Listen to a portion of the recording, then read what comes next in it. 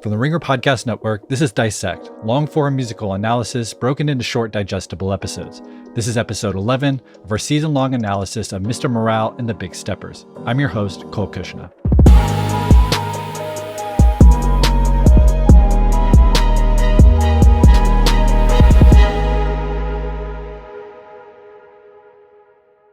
Last time on Dissect, we examined Count Me Out, the first song on the Mr. Morale half of the album. It was there we heard a powerful outpouring of emotion, as if we were flies on the wall at Kendrick's first therapy session. It set the confessional tone of Mr. Morale's second act, where we'll witness Kendrick Lamar Duckworth with his mask off, revealing his most honest, most vulnerable, most uncomfortable truths. This intimate confessional setting becomes even more apparent as Act 2 continues into its next track, the subject of the first half of our episode today, Crown.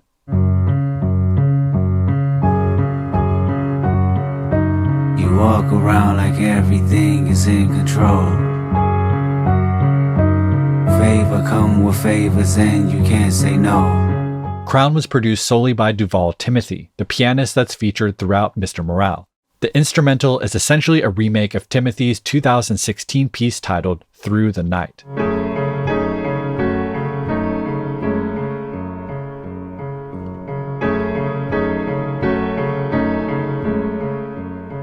The piece's intimate, meditative quality has a lot to do with the piano's left hand, which simply oscillates back and forth between an F sharp and a C sharp.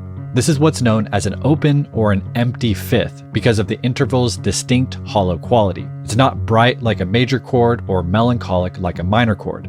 It's tonally neutral, and the way it's used in Crown as a repeating anchor, it takes on this kind of contemplative, pensive quality, almost like time is suspended.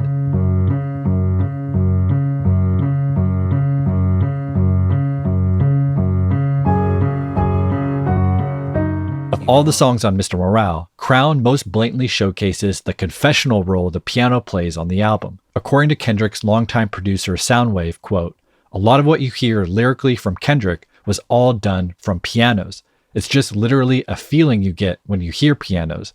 That's why when you listen to this album, 98% of the song is going to have a piano in there. Literally, the piano plays a very important part of the sonics of this. It has its own meaning to this album, and strings too. I had the task of creating a world that this artist is living in. And this world, for me at least, was a person stripped down of everything, locked into a white room with just their thoughts and a piano." You walk around like everything is in control. Favor come with favors and you can't say no.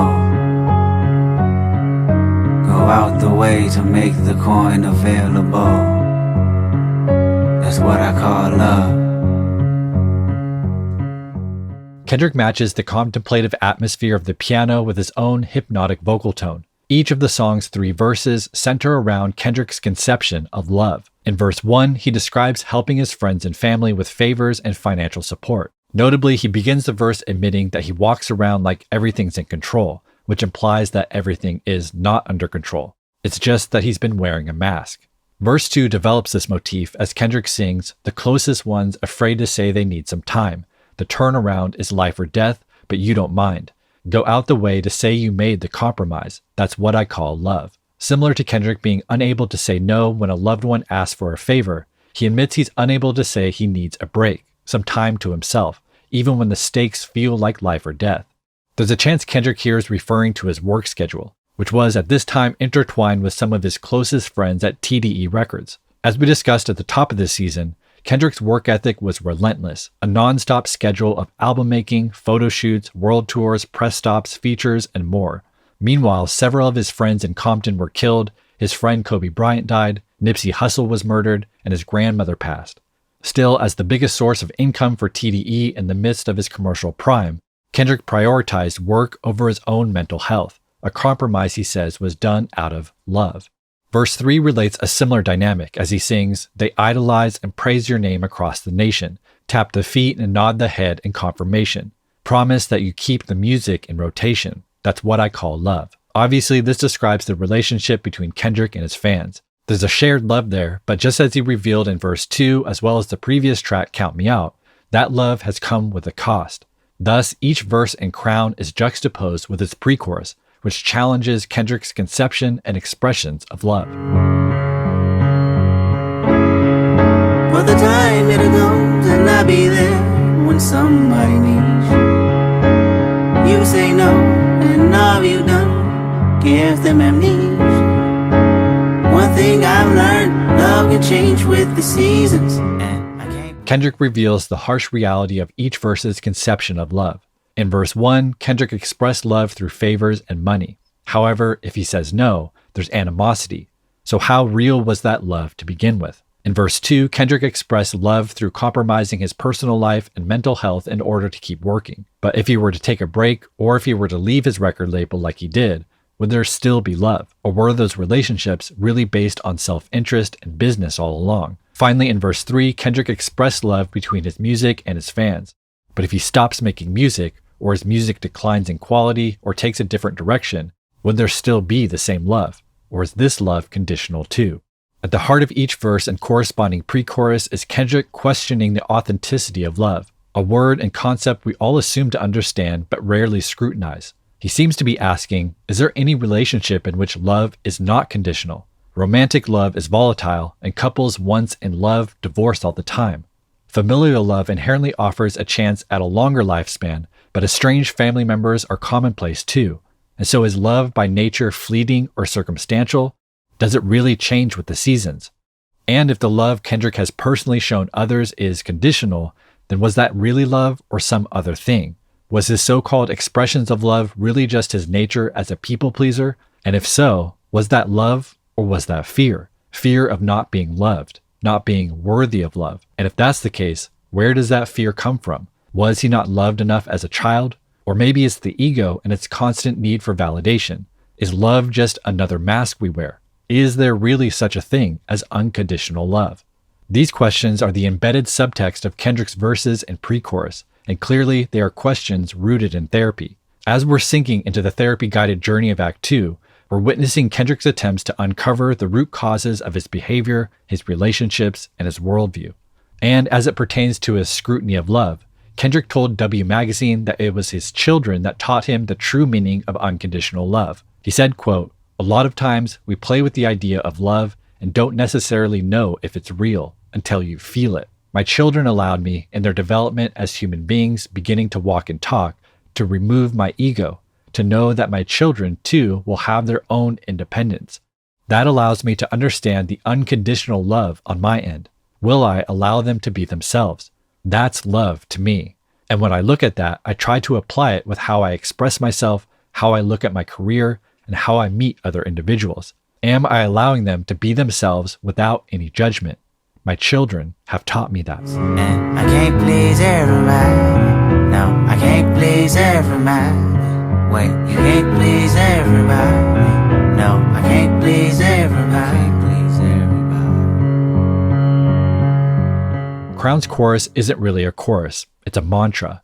It's a man in therapy attempting to break old thought patterns through meditative repetition. It's an admission to himself that he was living a life largely aimed at pleasing everyone around him. His friends and family in Compton, his record label, his fans.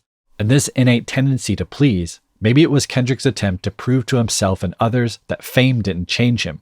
But that's just pride. That's just ego. And it was killing him. So what we're hearing Kendrick implement on the chorus is boundary setting, a cornerstone of therapy. While obviously I'm not a licensed therapist, according to my research, boundary setting often comes up early in the therapy process, especially for people who, quote, struggle with relationships, people-pleasing, burnout, or unresolved trauma, unquote. Of course, these are all struggles we've heard Kendrick express throughout Mr. Morale. Therapists help people-pleasing patients develop clear boundaries as a fundamental tool used to reclaim their agency, build healthier relationships, and create lives that feel more aligned and sustainable. And that's what I hear in Kendrick's mantric refrain, "I can't please everybody." As someone who has reflected on their life and relationships, recognized and articulated a behavior pattern that needs adjustment, and is now working to implement that correction. He's learning that saying no isn't inherently an infraction on love, just as saying yes isn't necessarily always an expression of love. Uncoincidentally, boundary setting is a topic addressed in the teachings of Eckhart Tolle, who is of course playing the role of Kendrick's therapist on Mr. Morale. Tolle often speaks about the difference between a high and a low quality no. A low quality no arises from the ego and makes an enemy of the asker, while a high quality no arises from consciousness and does not contain resentment. And at some point, you have to, I'm sorry, I can't do it anymore. But without any negativity, a simple statement. It is not a reactive statement. You don't make her into a bad person who, I know you want to take advantage of me, I'm not doing it anymore. That is a low quality no.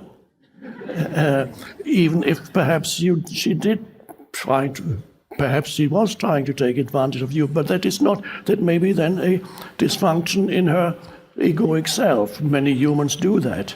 The world is full of people who perhaps are trying to take advantage of you. That's what the egos do. And so it's not who she truly is. But you do not speak to the ego in her. You simply say, I love your children, they're just wonderful, and I enjoyed my time, but I can't do it anymore. I'm sorry about that. Heavy is the head that chose to wear the crown. Whom is given much is required now. Heavy is the head that chose to wear the crown. To whom is given much is required now. I can't please everybody. Crown's Bridge is based on a line from Shakespeare's play Henry IV, which reads, "Uneasy lies the head that wears a crown." It's an enduring idiom because it so concisely articulates the burden of leadership, particularly a leader who truly cares about the people they're responsible for. Kendrick very smartly makes a critical alteration to the traditional phrase by including the word chose. Heavy is the head that chose to wear the crown. It implies that on some level, Kendrick anointed himself as a leader of his community, a responsibility that's much different than being a famous musician. This self-appointed role tracks with Kendrick's interviews at the time of To Pimp a Butterfly, when he was asked point blank whether he saw himself working to be the next Nelson Mandela or Martin Luther King Jr. It takes years and it takes wisdom to do the work that they've done. Mandela, Martin Luther King. But for the generation at the time being, I hold myself responsibility to that. For this generation, yes. Understanding how ambitious Kendrick's aspirations were, we can get a sense of the immense amount of pressure he must have felt living up to them. That's the crushing weight of the crown. At the same time, the critical addition of choosing to wear the crown is also a recognition of agency, meaning if Kendrick chose to wear the crown, he can choose to take it off. That feels like another therapy-influenced revelation.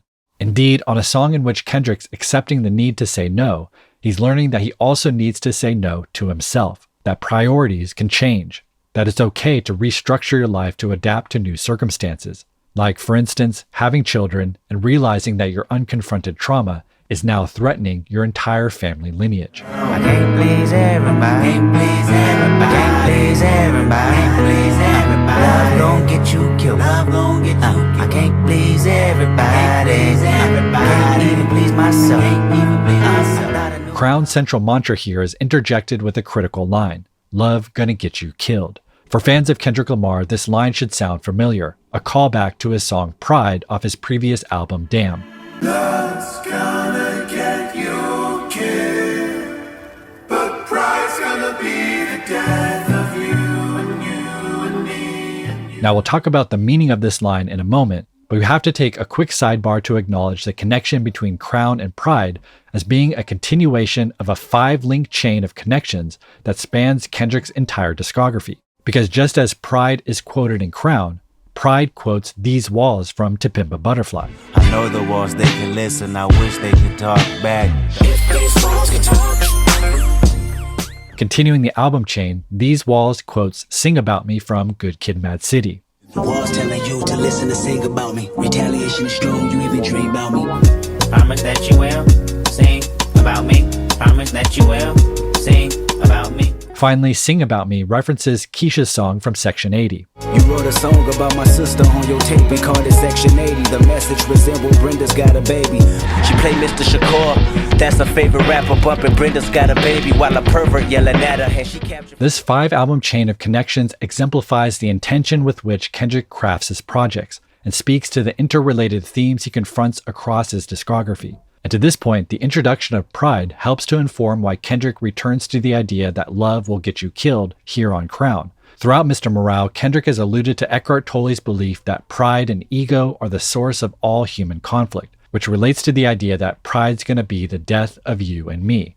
If humanity ever kills itself, it will almost certainly be on behalf of our pride. Love, on the other hand, seems to denote individual suffering. In Crown, Kendrick details how his attempts to please those he loves were killing him. We also understand how romantic love can cause immense suffering, as exemplified by Whitney and Kendrick's relationship on the album. Our love of family and friends causes grief when they pass. And if we think about Jesus Christ, who Kendrick evokes with the crown of thorns on Morale's cover art, it was his love for humanity that killed him in the ultimate symbol of self-sacrifice in his crucifixion. In Crown, we hear Kendrick parsing through and raising questions about the various degrees of love, like where is the line between healthy self-care and prideful selfishness? In terms of how it dictates our behavior, what's the correct balance between love of self and love of others? Is it possible to love without suffering?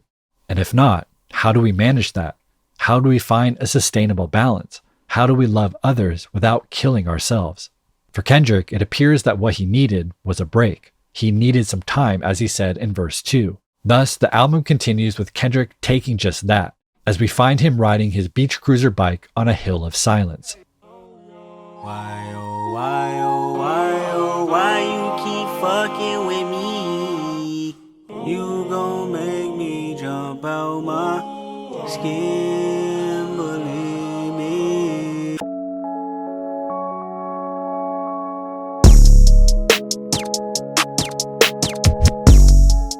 Produced by Beach Noise, Boy Wonder, Jaheen Sweet, and Soundwave, Silent Hill begins with Kendrick singing a cappella, "Why you keep fucking with me? You gon' make me jump out my skin, believe me."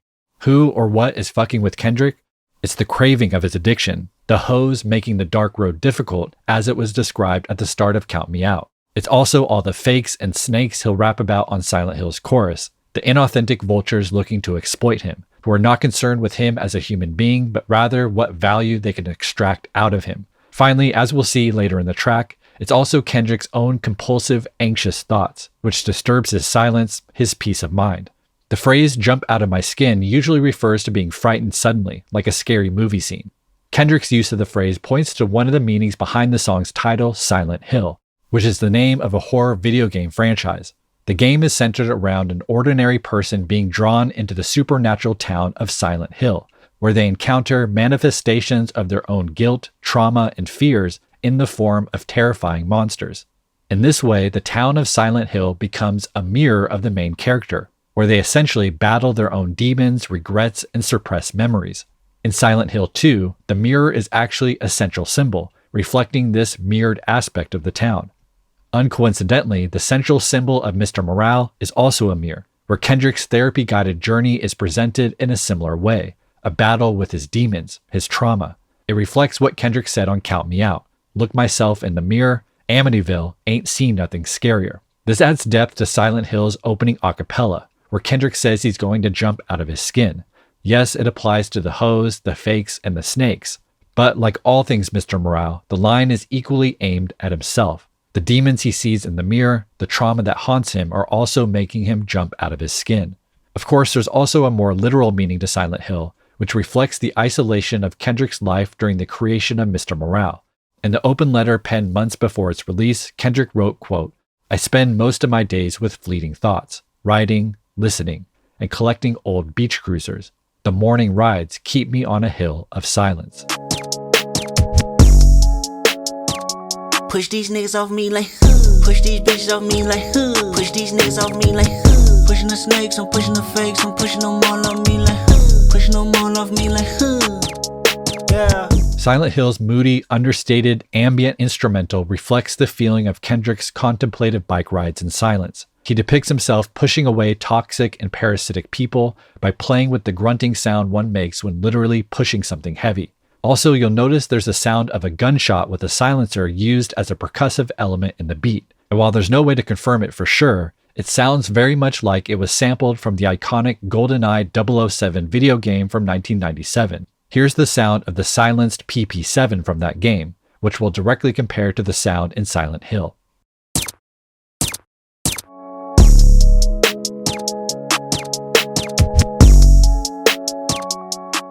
If the sample source is correct, it would slot perfectly into the themes of Silent Hill, as the silencer gun evokes the silent in Silent Hill.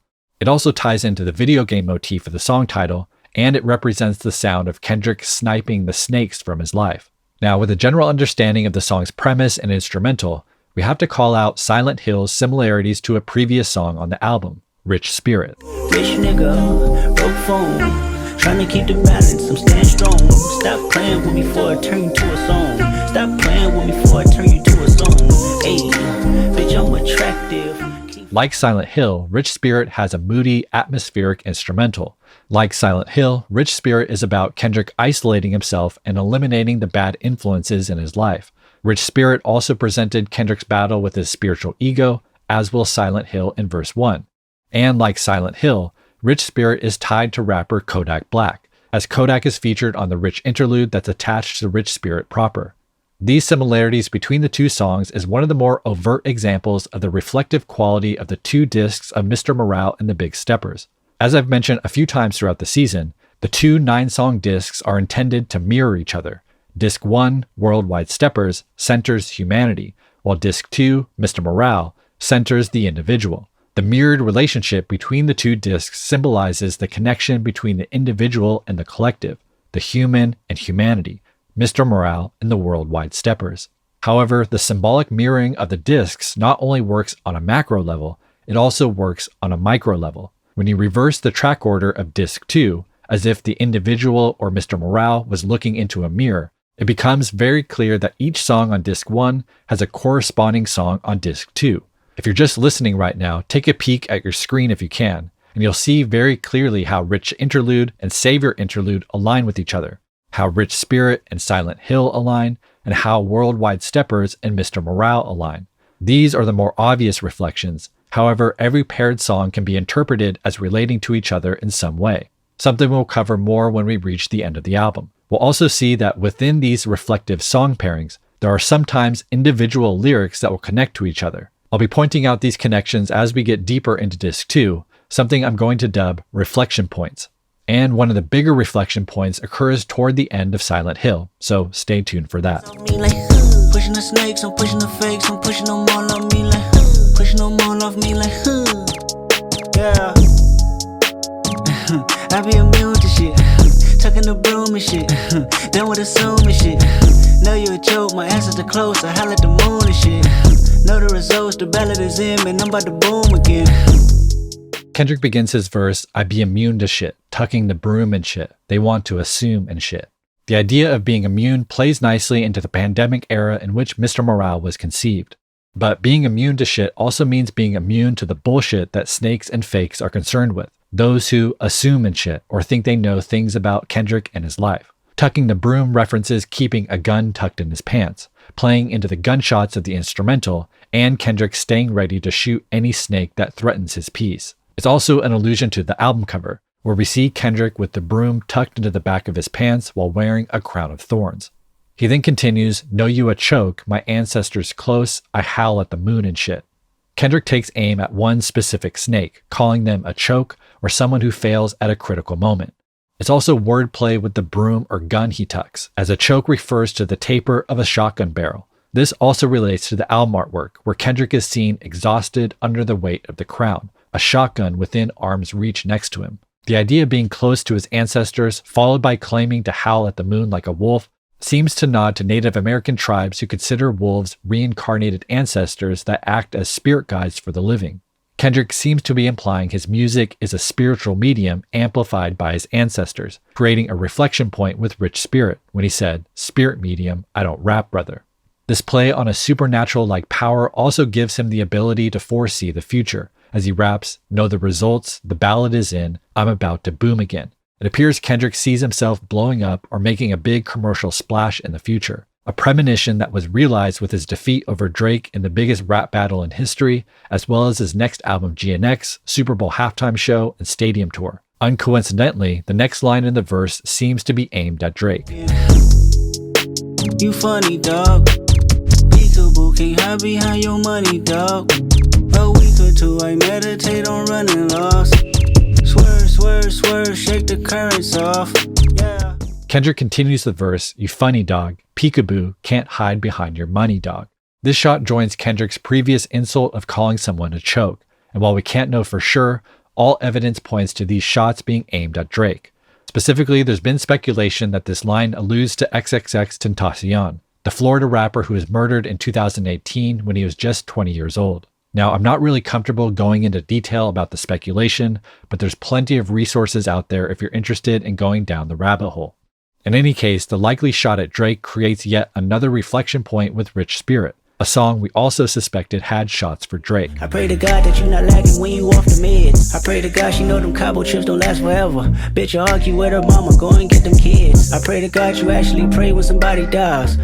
Kendrick finishes his verse on Silent Hill rapping, "A week or two, I meditate on running lost. Swerve, swerve, swerve, shake the currents off." The idea of having a running tab of loss continues the motif of grief that permeates the album, and swerving to shake the currents off describes his attempts to shake off the turmoil of that continued loss. Fittingly, his reference to meditation here is further developed in the song's post-chorus. Yeah. Head up, chest out, silence. I'm stressed out. Shh, be quiet. I'm stressed out. Stressed out, stressed out, stressed. Hit my daughter up. Here we find Kendrick describing the physical posture of meditation, head up, chest out. He calls for silence, saying he's stressed out, then shushes himself and says, "Be quiet." This is an accurate portrait of someone new to meditation, where you attempt to silence the voice in your head, the one that relays all your anxious and stressful thoughts. For anyone who's attempted meditation, the initial experience magnifies how our mind is literally a mind of its own. Because if our thoughts are something we control, then we ought to be able to stop them, right? Obviously, that's not the case, and for some, this can be a revelation, as it changes the way we identify with our own compulsive thoughts. This relationship we have with our own thoughts is a fundamental aspect of the teachings of Eckhart Tolle. Thinking is addictive for most humans. Almost every human, except those that have started to disidentify from thinking, are addicts. And the greatest addiction is the addiction to thinking, not to fruitful thinking, not to creative thinking, not to thinking that actually solves problems, but to thinking that is futile, that is destructive, that instead of solving problems creates problems, thinking that creates anxiety, that creates fear, that creates grievances, that creates regret, that creates all kinds of dysfunctional states, that creates enemies because it's egoic thinking. That is what needs to come to an end. And when that comes to an end, then real thinking, constructive, fruitful, creative thinking can happen. Thinking is an amazing thing. The compulsive nature of Kendrick's own mind is readdressed in the song's second verse, where he begins describing a sweet moment with his daughter that is quickly juxtaposed with the compulsive thoughts in his head. Hit my daughter up, she need all the love, I need all the love, I mean all of us. It's like 6 o'clock, bitch you talk too much, you making it awkward love, I mean it's hard enough, I mean it's... Kendrick begins the verse, "Pick my daughter up, she need all the love, I need all the love, I mean all of us." It's a really interesting sequence of lines, as Kendrick succinctly relates how his intuition to love his daughter transforms into the realization that he also needs that same kind of love, which then transforms into the realization that actually every human being needs it. It's a microcosm of the album's central theme, that connection between the individual and the whole, the human and humanity. It's also not a coincidence that this statement about the universal need for love comes just moments before Kodak Black enters the song, implying that Kodak's not exempt from that need, even if his upbringing and behavior makes him more difficult to love. Finally, we have to acknowledge that the phrase "all of us" is a sly reference to his Morale-era moniker OK Llama and the OK Llama quote that's seen before the Heart Part 5 video, where a title card reads, "I am all of us." As we've discussed on previous episodes, this quote points to that same relationship between the individual and the whole, and the mirror that sits between them. And to this same idea, we must recognize this moment as another one of the album's more blatant reflection points, because it was on Rich Spirit that Kendrick rapped about taking his daughter to school, and now on Silent Hill, he's picking her up. Taking my baby to school, then I pray for it. Cause you bitches ain't never been cool writing testaments. Hit my daughter up, she need all the love, I need all the love, I mean all of us. It's like 6 o'clock, bitch you talk too much, you making it awkward love, I mean it's hard enough, I mean this. Kendrick ends his brief verse, "It's like 6 o'clock, bitch, you talk too much. You making it awkward, love. I mean, it's hard enough." Assuming Kendrick isn't talking to his daughter this way, it seems like he's addressing his own mind that talks too much, that runs on its own accord. The fact that he genders it female most likely calls back to Miss Regrets from Count Me Out, those plaguing thoughts that take him out of the present moment with his daughter and invoke the shame and guilt of his past behaviors. They don't fuck with me even if they could. Pull out the stick, hit a bitch with the wood. First part road was breaking the hood. Don't worry about us over here, we good. The AP Roman numeral, everybody go and need pharmaceuticals. I ran my whole conglomerate, I was just mapping shit out in the cubicle. Suicide cool is a funeral. Track hard lunch like a slingshot. Big ol' Ruby. Kendrick's second verse is cut off by the entrance of Kodak Black, who performs an extended feature verse.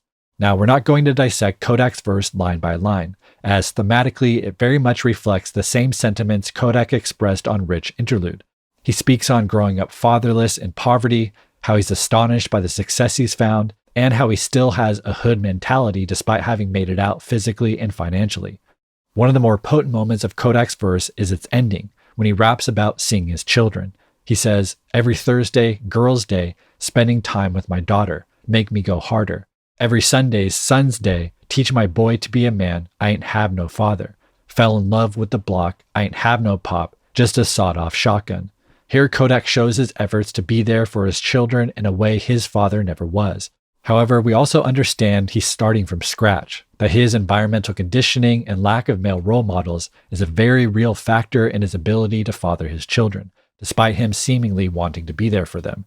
This makes his final line of the verse extremely powerful. Every Thursday, girls, they spend the time with my daughter, make me go harder. Every Sunday, sons, they teach my boy to be a man, I ain't had no father. Fell in love with the block, I ain't had no part, you saw it off shotgun Marvin. Stacking them on the proper art with diamonds, look like marbles.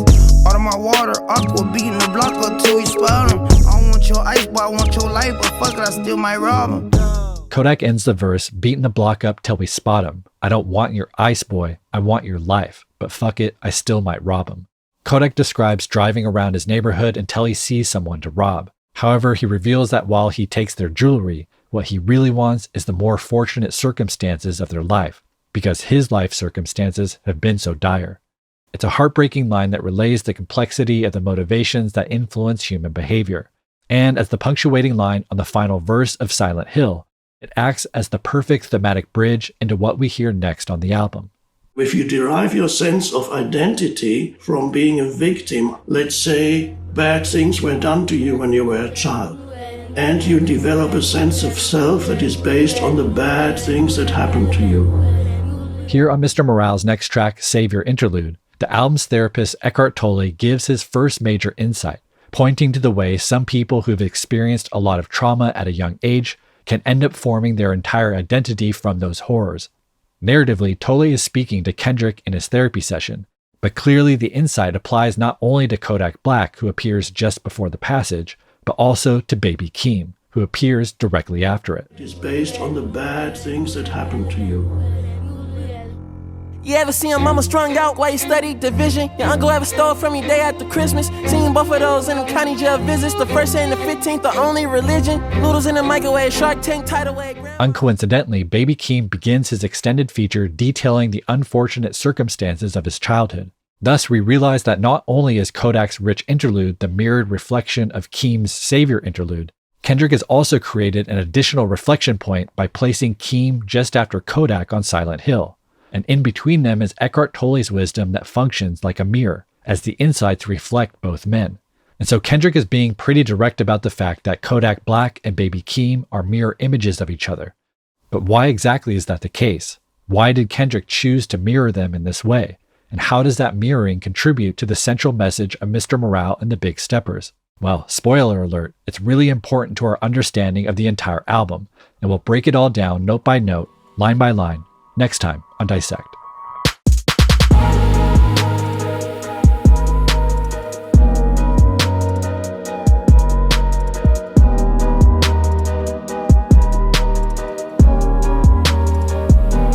you enjoyed today's episode, please leave a comment, share with a friend, or post about Dissect on social media. It all really helps. You can also support the show by purchasing limited Season 13 merchandise at dissectpodcast.com. All right, thanks everyone. Talk to you next week.